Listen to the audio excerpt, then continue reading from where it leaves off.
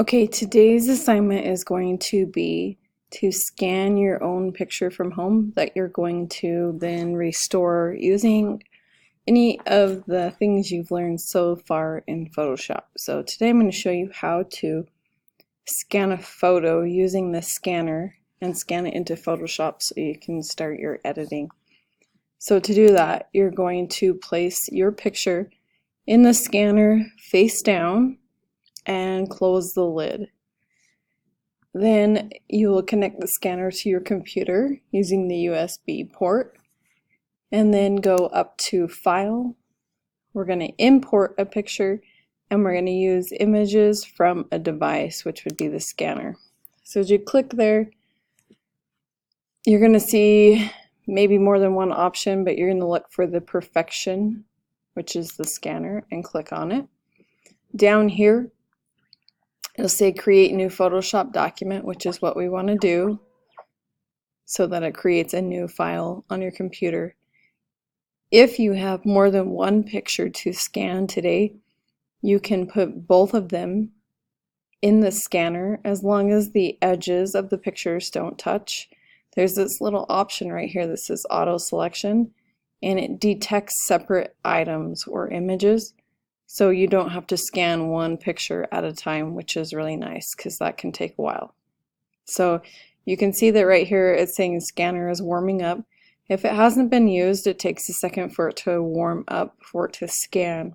So let's go through these settings on the right side here while we're waiting. The first one is the scan mode. You just leave it as the flatbed, which is the scanner. We're going to scan in color mode. Even if your picture is black and white, just leave it in color mode so it picks up any tones that are in the picture. We're going to leave color in millions. Right here, we're going to change this because the resolution is not very good at default, and we want it to be in the 300s so that you can edit, and then if you decide you want to print this and give it back to whoever's picture it is to give them a nice copy, this resolution will allow you to do that. So we're going to change that to 300. We'll leave this at detect separate items. That way, as you can see right here, you get these little grids that come around the picture that you're scanning. And then if you need to, you can actually make this box bigger so that we can see what we're doing. And if I need to, I can resize this box right here if it didn't do 100% accurate job of selecting the picture. So I can move that around. If you have more than one picture on the screen, you'll see more than one of these boxes, and you're going to want to make sure that those marching ants are exactly where you want them to be, because if there's something outside the edge, it won't be scanned and you won't see it once the picture's scanned. So make sure you set the boxes correctly before you finish and scan. The next thing, scan to. This is important. We want to know where we're scanning to. So here you go to pictures. You're going to name it. We want to name it restoration photo. You could say what it is, like your grandma or grandpa or who is in the picture. We'll leave the format as a JPEG. These are auto options, but you know how to do these things. So we're going to leave these at none. We can change the dust removal. If your picture is really grainy or scratched, we can change that to a medium, and that will help in some of the process. But I like to leave it at none because I can do all of that on my own, and I just want the original image. We are not doing color restoration because I will show you how to do that. You also know how to color bounce, which is the same thing. So after all of these things are set here, you've resized the picture, you can now hit scan, and it takes a second for it to scan, and you'll hear the scanner running. And then once the document's scanned, it's going to open up into Photoshop just like you would open a picture. and then you're ready to work from there. So here's my scanned image. The first thing I want to do is rotate it because it is the wrong direction. So to rotate an image, you're going to go up to image rotation, and we're going to flip this one counterclockwise so that it goes right side up. And now we have our picture the right direction. Before you do any clone stamping or any removal of anything, we want to create a copy of our background layer because we don't want to do anything over the top of the original image. So you can either right click and hit duplicate layer, and we'll say that that's okay, or you can click on the layer and press Command J, which will also create you a duplicate layer. So now, depending on what you need to fix in your picture, you can work from here. Make sure you're on the background layer.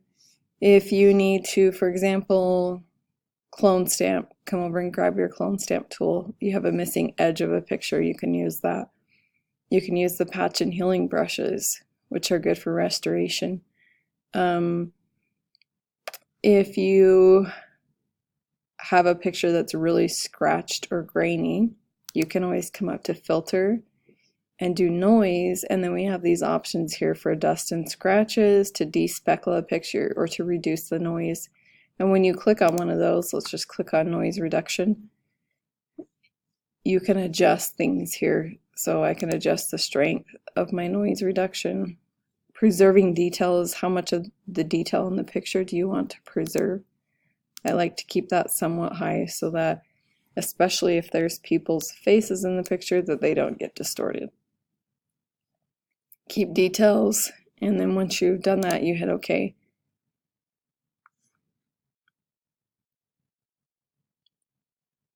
So you're going to just continue to work, restore your picture. If you have questions, let me know.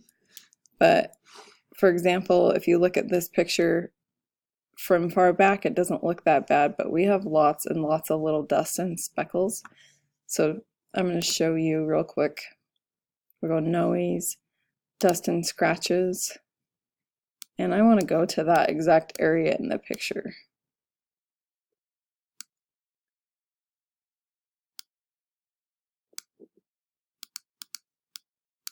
So let's go right here to this shirt.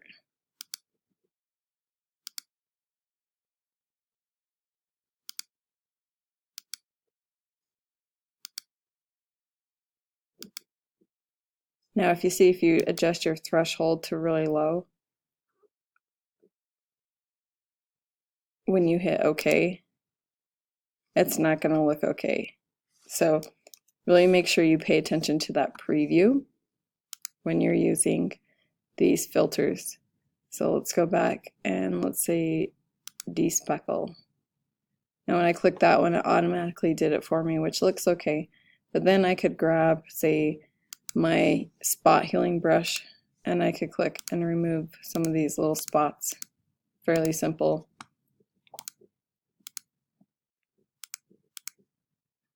That doesn't take too long. Remember to move through the picture by holding down spacebar so you get the little hand to appear, and then you can click and drag and move to the next area of the picture that you want to work on. If you need to, say, color balance an image, I like to remove stuff that's distracting too, like these black random dots up here.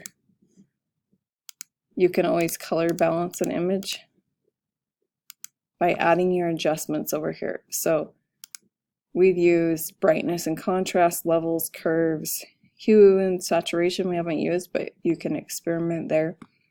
A photo filter will add different effects depending on what you have selected here. So if the picture is really blue, you can add a warming filter. If it's really warm, you can add a cooling filter, and you just have to click through them to see what looks best. I think the warming filter looked better. And then here you can adjust how dense that filter is. So if it just needs a teeny bit, you can have a small amount versus if it really needs to be adjusted. We can add color balance, which is a big thing with older pictures because they have not been stored properly or they've been sun faded, so we can color balance here by adjusting our sliders. So not every picture is going to need the same adjustments, so make sure if you have questions, go ahead and ask. And I'm excited to see what you can do.